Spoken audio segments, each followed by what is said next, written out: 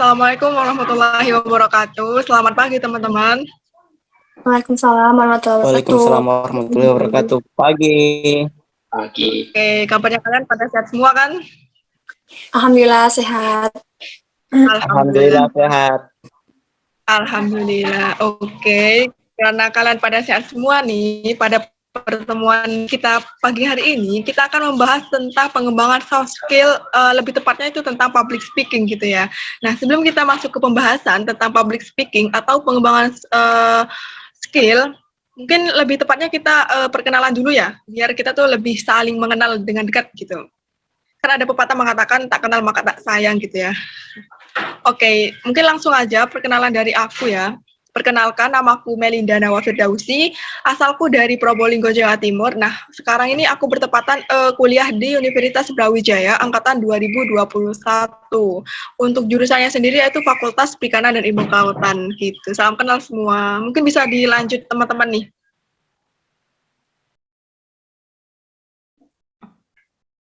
Halo semuanya, perkenalkan nama aku Jessica Margara Tameha. Aku angkatan 2021 dan saat ini menempuh pendidikan di Politeknik Negeri Medan dengan program studi perbankan dan keuangan. Salam kenal semuanya. Aku dari Padang, kuliah di Universitas Terbuka, jurusan Pendidikan Guru Sekolah Dasar. Salam kenal semuanya. Salam kenal Vira. Salam kenal. Perkenalkan semuanya, nama saya Emanuel. Saya angkatan 2021 dan saat ini berkuliah di Politeknik Astra, jurusan Manajemen Informatika. Salam kenal semuanya. Salam kenal. Kenal. Oke. Halo teman-teman, perkenalkan nama saya Khalis Tulomonu, biasa dipanggil Khalis, asal Gorontalo, dan sekarang berkuliah di Universitas Islam Negeri Alauddin Makassar, jurusan Bahasa dan Sastra Arab. Salam kenal. Salam kenal, Holis. Masih bisa bahasa Arab nih. Oke, dilanjut aja yang belum perkenalan nih. Yuk langsung cus ke materinya. Oke, berarti kita udah perkenalan semua ya. Oke, biar gak lama-lama nih. Pada pertemuan kita kali ini membahas tentang pengembangan soft skill, lebih tepatnya itu tentang public speaking. Nah, aku pengen tahu nih, menurut pendapat teman-teman nih tentang public speaking, apa sih public speaking itu? Kalau menurut aku pribadi sih, public speaking itu kan yang namanya public speaking ya. Public pasti berkaitan sama khalayak umum ya. Jadi kalau menurut aku sih, public speaking itu adalah kemampuan yang dimiliki seseorang untuk berbicara maupun mempresentasikan sesuatu topik di depan umum. Itu. Kalau menurut teman-teman yang lain gimana? Iya, sama sih. Boleh kan?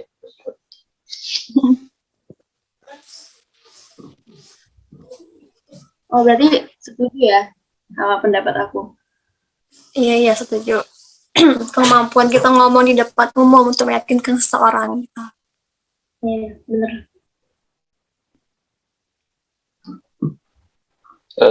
Saya juga setuju sebenarnya, dan mungkin untuk sedikit menambahkan, kalau public speaking itu sebenarnya bisa sebuah seni yang dimana si pembicara itu bisa memengaruhi atau bisa memberikan dampak positif atau perubahan kepada audiensnya. Jadi public speaking itu sangat penting sekali bagi kita untuk bertemu dengan orang-orang, terutama dalam pidato atau dalam orasi gitu. Setuju. Mungkin bisa dilanjut Mel pembahasan kita berikutnya. Kira-kira mau bahas apa nih? Kita tadi udah tahu kan public speaking itu apa. Oke,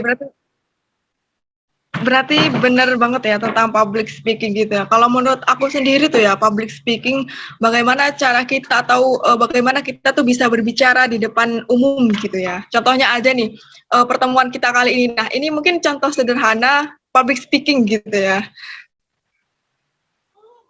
Mungkin dari aku itu sih tentang public speaking. Nah, biasanya dalam public speaking itu kita harus tahu tuh tentang tipe audiens, tentang bagaimana cara kita mengatasi demam panggung, dan tentang 5 langkah untuk meningkatkan soft skill. Dari teman-teman nih, apa sih tipe audiens itu? Mungkin bisa dijawab, Kak Jessica. Oke, jadi kemarin tuh kan aku ada ikut workshop ya tentang public speaking.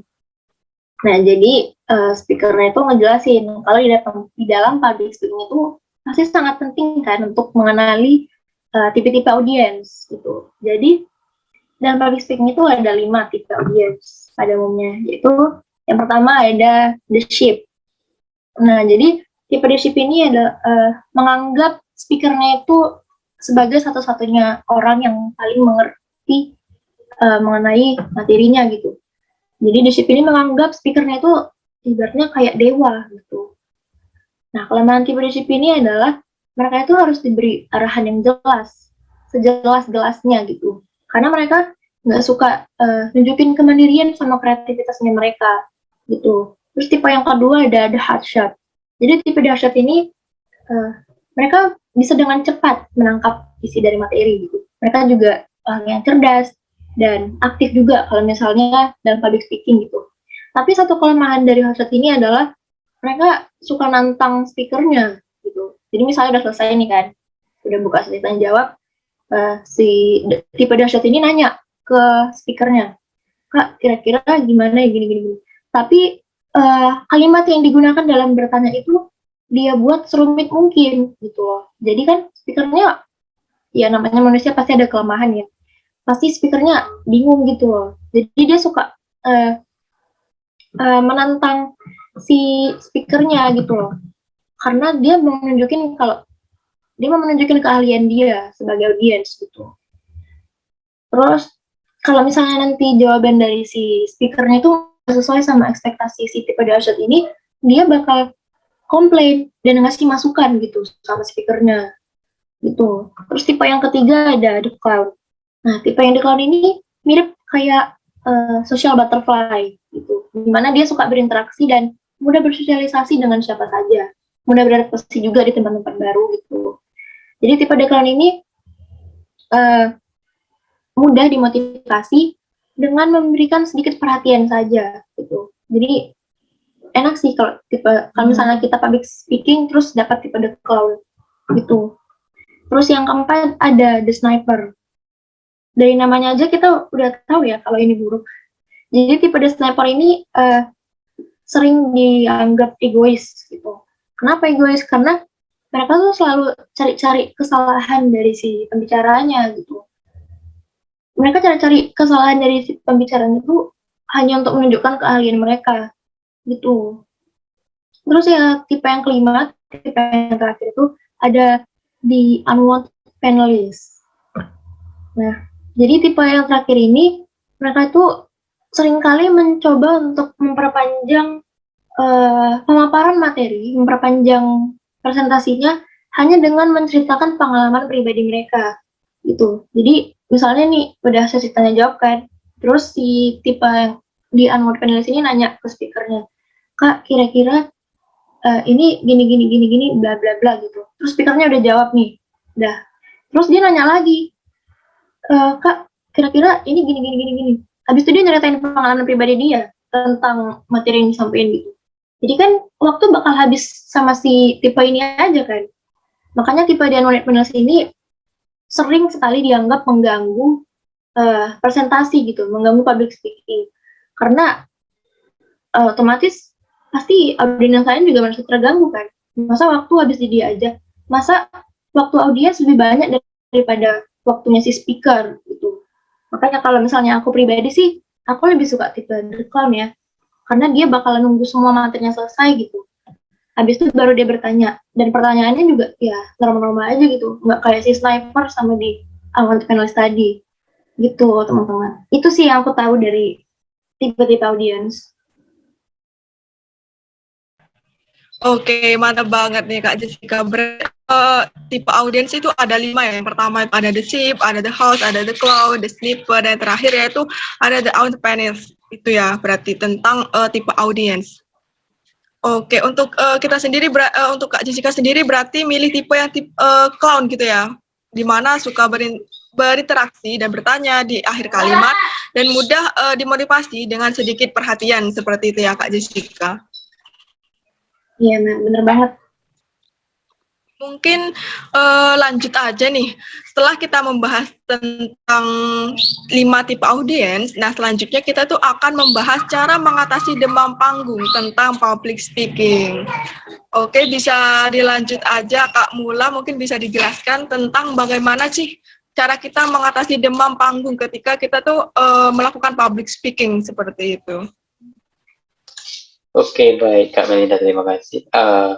Mungkin dari yang saya dapat melalui workshop ini dengan narasumber yang terpercaya, jadi yang saya dapat itu ada 3 hal untuk mengatasi cara seseorang yang mengalami demam panggung. Yang pertama itu kita harus memiliki persiapan yang matang. Maksudnya gimana? Itu kita harus melatih diri kita untuk lebih percaya diri. Dari segi yang kita buat, misalkan naskah pidato yang dimana yang sudah kita buat, kita harus latih kepercayaan kita bahwa kita bisa dengan skema yang kita sudah buat, dan juga harus mengetahui tipe audiens seperti apa yang akan kita sampaikan gitu, yang mana sifatnya formal atau semi formal maupun yang non formal. Jadi dalam persiapan tersebut harus dilakukan dengan sebaik-baiknya. Dan juga harus mengetahui kata atau bahasa yang dimana menurut kita itu baik bagi pendengar, yang dimana memberikan bukan berupa sara ataupun kata-kata yang menjatuhkan atau membawa emosi bagi si audiens. Lalu ada yang kedua, yaitu menenangkan diri kita. Kita sebagai pembicara harus tenang. Tenang maksudnya dalam pengertian itu kita harus bisa rileks dengan diri kita. Terkadang memang ada banyak orang yang baru pertama kali dalam menyampaikan orasi atau informasi yang dimana mereka sangat gugup gitu, panik gitu terhadap penonton, karena penonton juga semuanya menatap kepada si pembicara. Jadi caranya gimana untuk menenangkannya itu dengan melakukan teknik pernapasan. Teknik pernapasannya itu melalui pernapasan perut, yang dimana pada saat kita melakukan pernapasan tersebut tidak boleh misalnya pundak kita terangkat, yang dimana kalau misalkan terangkat berarti kita masih mengalami gugup atau rasa khawatir terhadap penonton. Dan yang terakhir mungkin ada yang sudah saya sebutkan itu adalah jangan mudah panik. Karena kenapa? Sebenarnya kalau kita sendiri juga, kalau panik itu juga kadang membuat fokus kita menjadi tidak teratur. Dan pada saat kita ingin bicara pun suka jadinya belak-belakan. Jadi oleh karena itu kita harus bisa menjadi lebih positive thinking, istilahnya kita harus berpikir lebih positif bahwa kita bisa, istilahnya. Kita memotivasi diri kita dengan pikiran yang dimana kita bisa lakukan ini meskipun banyak kesalahan, kita bisa berproses. Dan dari ketiga hal tersebut, jujur mungkin kalau saya sih pertama kali mungkin terutama online juga saya gugup juga terhadap penonton, karena istilahnya gimana ya, meskipun online gitu ya, tapi ada perasaan gugup karena baru pertama kali juga istilahnya. Dan ya, tapi saya percaya bahwa proses dari tersebut dengan melalui workshop ini yang saya dapat bisa menjadi manfaat dan ternyata membawa perubahan bagi diri saya dalam public speaking ini. Mungkin itu dari saya mengenai cara mengatasi demam panggung. Oke, baik. Kalau senangkapnya saya tuh tentang cara mengatasi demam panggung itu ada 3 poin ya Kak Mula. Yang pertama itu persiapan yang harus melakukan persiapan yang matang gitu ya. Dan yang kedua yaitu tenangkan diri kita dan percaya diri. Terus yang terakhir yaitu jangan mudah panik gitu ya ketika kita mengatasi demam panggung seperti itu. Oke, terima kasih Kak Mula. Mungkin materi selanjutnya yaitu tentang langkah sederhana meningkatkan public speaking gitu ya. Bagaimana mungkin ada langkah-langkah bagaimana cara kita meningkatkan public speaking kita gitu ya. Mungkin bisa dijelasin oleh Kak Nurholis Pilonomuni. Oke, makasih sebelumnya. Baiklah, saya akan memberitahukan 5 tips langkah-langkah dalam public speaking. Yang pertama, berpikir positif dan percaya diri. Nah, kesalahan maupun penilaian orang dipikir saya nanti. Kamu harus percaya kalau kamu bisa dan berhasil. Dan jika kita berpikir positif, maka hasil yang didapat juga akan baik. Jadi, buang jauh-jauh pemikiran negatif. Nah, kemudian yang kedua, siapkan materi dengan matang. Pelajari dan pahami apa yang akan kamu sampaikan. Tidak perlu malu membawa dan mengeluarkan catatan. Nah, hal ini yang terpenting bukan menjadi terlihat hebat melainkan bagaimana pesan yang kamu sampaikan bisa diterima dengan baik oleh audiens atau peserta. Perhatikan juga dengan siapa kita berbicara untuk menentukan gaya bicara dan pendekatan bahasa yang tepat agar pesan yang disampaikan lebih mudah diterima oleh audiens. Nah, yang ketiga, perhatikan gestur tubuh. Selain pesan verbal, audiens yang datang juga akan melihat cara kamu berdiri, bergerak, berekspresi, dan gerak tubuh. Nah, perlu kamu ketahui nih, perilaku nonverbal lebih dipercaya dibandingkan perilaku verbal karena gestur tubuh juga diperlukan untuk meyakinkan pesan yang kita sampaikan. Nah, yang keempat, perluas pergaulan. Nah, coba deh lihat seberapa luas pergaulan kamu. Karena dengan bergaul, kamu juga bisa melatih kemampuan public speaking. Kamu akan lebih santai dan nggak canggung terhadap orang yang berbeda-beda. Nah, ini gampang kita bersosialisasi. Dan yang terakhir, yaitu perbanyak presentasi dan diskusi. Nah, presentasi dan diskusi juga akan melatih kemampuan kamu berbicara di depan umum. Terlebih untuk topik pembahasan yang kritis, kamu akan terbiasa menyampaikan pendapat dan juga menambah wawasan untuk mempermudah sesi tanya jawab. Nah, itu adalah 5 tips langkah-langkah dalam public speaking. Makasih. Kalau kalian bagaimana? Mantap banget nih Kak Holis. Berarti yang paling pertama, poin pertama ketika kita meningkatkan public speaking itu kita harus berpikiran positif seperti itu ya Kak Holis. Iya, harus percaya diri. Harus benar-benar percaya diri. Kalau kita nggak percaya diri, mungkin kita nggak bisa ngatasi public speaking kita gitu ya, nggak bisa memengaruhi audiens kita gitu ya. Iya, benar itu. Itu penting banget ya dalam public speaking. Karena kalau nggak kita yang percaya sama diri kita sendiri, siapa lagi, gitu kan? Nah, benar itu, benar. Oke, mungkin dilanjut aja kali. Nah, di workshop kemarin, di workshop pokok itu aku pernah mendengar atau sebuah komunikasi itu interpersonal itu dipengaruhi oleh 3 hal nih. Apa sih 3 hal itu? Mungkin bisa dijelasin oleh Kak Fira nih. Oke, terima kasih. Aku coba jawab ya. Kayak ini dari yang dijelasin di workshop itu, ada tiga formula yang dijelaskan oleh teori Albert Mahrabian ya. Yang pertama itu ada verbal, yang kedua ada voice, yang ketiga ada visual.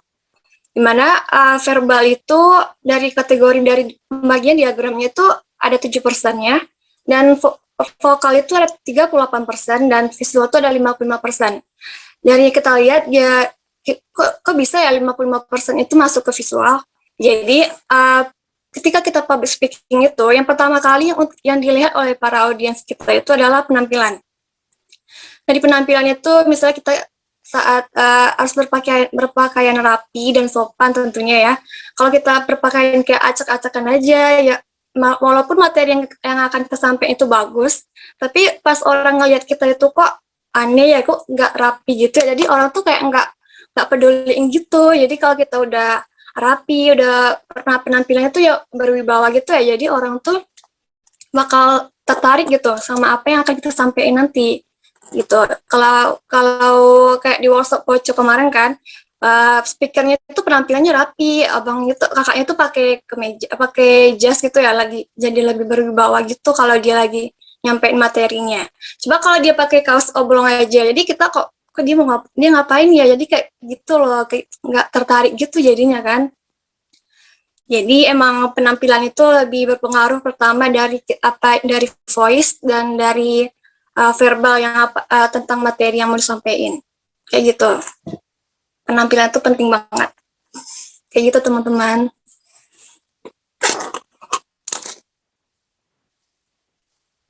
Oke, terima kasih Kak Vira atas penjelasannya. Berarti penampilan itu sangat benar-benar penting ketika kita itu public speaking gitu ya. Mungkin salah satu ketertarikan audiens itu ketika melihat penampilan kita pertama kali berdiri di panggung seperti itu ya Kak Vira. Iya, betul Kak. Sama gaya tubuh kita juga, gestur tubuhnya.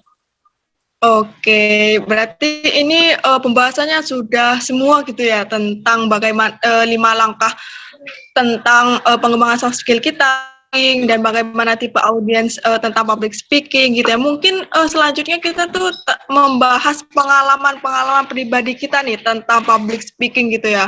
Mungkin salah satu dari kalian pernah public speaking di depan umum atau pernah presentasi. Nah, mungkin bisa diceritakan nih. Mungkin dimulai dari siapa ya? Aku mulai dari Nurholis aja deh.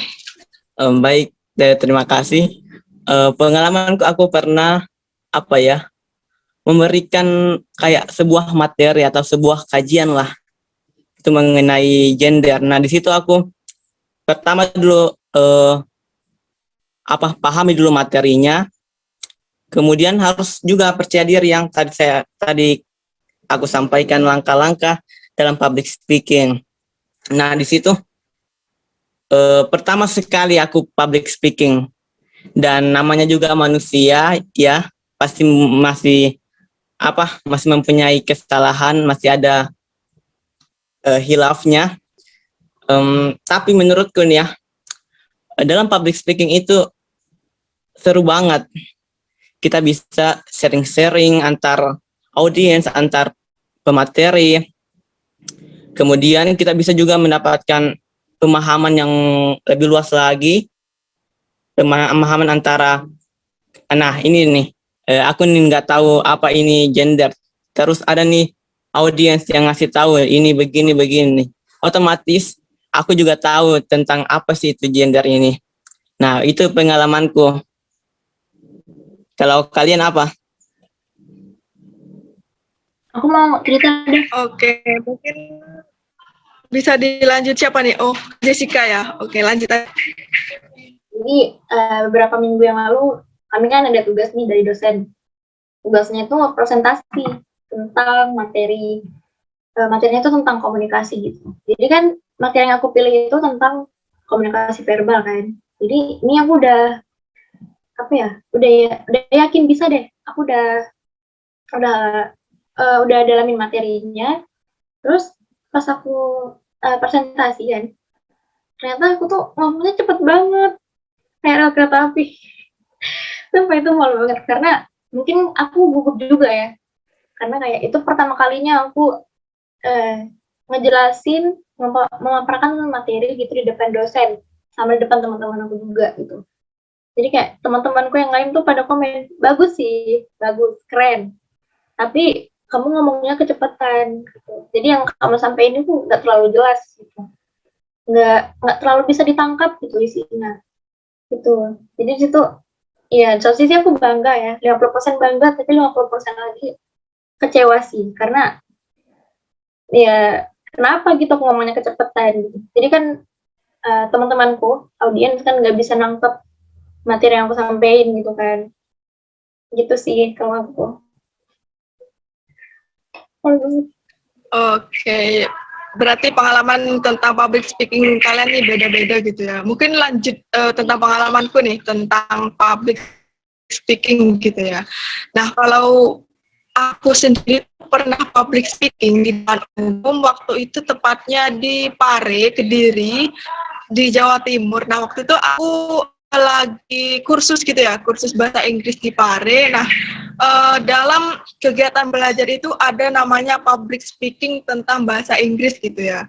Waktu itu topiknya tentang Indonesia gitu. Nah, jadi ketika aku public speaking gitu ya, nah aku tuh mengalami demam panggung gitu kan. Soalnya kan masih pertama kali public speaking gitu ya, apalagi di depan umum, apalagi itu public speakingnya tentang bahasa Inggris gitu ya. Bagaimana kita tuh harus benar-benar menguasai apa yang kita ucapkan kepada audiens gitu. Nah, pada waktu itu aku sempat ngalamin demam panggung gitu ya. Nah, aku tuh langsung blank di tengah-tengah dan nggak tahu harus ngomong apa gitu, nggak tahu harus ngomong apa, apalagi pakai bahasa Inggris susah gitu kan. Nah, jadi aku tuh kayak ada apa ya? Ya udah apa yang aku ucapin aku keluarin gitu. Jadi intinya tuh kita harus benar-benar paham tentang materi apa yang ingin kita sampaikan gitu. Ketika kita mengalami blank di tengah panggung, kita tuh bisa apa yang ingin kita sampaikan meskipun di luar topik gitu. Itu sih pengalamanku. Oke, mungkin bisa dilanjut nih tentang pengalamannya Mula atau pengalamannya Vira. Iya, iya. Sama sih kayak Melinda, aku juga pernah tuh ngerasain demam panggung. Waktu itu aku di SMA, aku ditunjuk jadi ketua OSIS gitu ya, calon ketua OSIS. Pas aku mau ke depan, mau mau maju gitu ya, aku naik podiumnya mau ngomong, terus aku tiba-tiba gemeteran gitu. Aku nggak, aduh aku nanti mau ngomong apa? Aku kayak, ya sama kayak ngeblank gitu. Tapi pas udah naik, aku coba berani-beraniin diri buat pedes, ngomong gitu sama diri sendiri. Terus kalau pas udah pembukaan itu, ya udah kayak ngilang gitu. Kalau kita udah berani bilang bisa, jadi kayak ngomong tuh bisa. Tapi kalau awalnya nggak bisa, jadi tetap nggak bisa kalau ngomong. Tapi kuncinya memang gitu sih, harus percaya diri dan ngomong sama diri sendiri kalau kita bisa. Kalau gitu sih pengalamannya. Oke, mantap sekali ya tentang pengalaman public speaking kalian. Mungkin bisa dilanjut yang terakhir nih Kak Mula, bagaimana sih pengalaman public speaking selama hidup gitu? Oke, siap. Mungkin dari yang saya dengar, memang teman-teman kita ini banyak sekali variasi untuk organisasi ya. Kalau saya sih pernah disuruh oleh ketua saya, ketua panitia, jadi disuruh saya untuk membuat kata sambutan. Jadi acaranya tuh malam, jadi sorenya tuh disuruh langsung buat gitu oleh ketua panitia. Katanya ini ada kata sambutan untuk malam untuk acara tes tulis. Jadi sudah dibuat gitu kan, lalu dibacain sama ini oleh saya dan didengar oleh ketua, lalu dibuat revisi. Itu malamnya kayak gimana ya? Malam online juga ada rasa gugup gitu, sebelum mulai kan masih ada intronya dulu, masih nunggu gitu. Dan ya yang saya percayain mungkin ya berdoa, dan saya percaya proses gitu. Jadi sebelum itu saya mencoba persiapin, karena juga harus dicoba dan setelah itu dimulai dan dicoba, dan ya banyak sekali mungkin gugup mungkin, tapi setelah berjalan waktu saya melakukan kata sambutan itu lancar dan aman gitu. Jadi mungkin pengalaman saya itu kayak wah gila, itu juga pertama kali sih sebenarnya, sangat tegang gitu begitu, tapi setelah itu malah makin lancar, mungkin gitu. Oke, terima kasih nih kepada teman-teman sudah menceritakan pengalamannya tentang public speaking gitu ya, dimana kita tuh mengalami beda-beda masalah gitu ya, kendala, entah itu demam panggung, entah itu kita mengalami blank, entah itu kecepatan, intonasinya, penampilannya, seperti itu. Oke, mungkin sekarang kita udah di penghujung acara nih, dari pembahasan kita tuh udah selesai semua. Yang pertama itu tentang pengertian public speaking, 5 tipe audiens, tentang bagaimana cara kita mengatasi demam panggung, dan 5 langkah meningkatkan public speaking, dan yang terakhir itu pengalaman pribadi kita tentang public speaking. Mungkin cukup sekian nih pertemuan kita kali ini. Mungkin aku langsung tutup aja kali ya, karena mungkin pada pagi hari kita memiliki kegiatan-kegiatan seperti itu ya. Oke, langsung apakah ada yang ingin disampaikan oleh teman-teman sebelum kita menutup dan mengakhiri pertemuan kita pada pagi hari ini? It's so nice to talk to you all, guys. Senang bisa ngobrol-ngobrol sama kalian tentang public speaking. Happy banget. Senang bisa sering-sering. Senang bisa sharing bareng. Kapan-kapan kayak gini Mantap lagi, sih. ulang lagi ya. Next, buat lagi. Iya. Boleh. Yaudah, see you guys.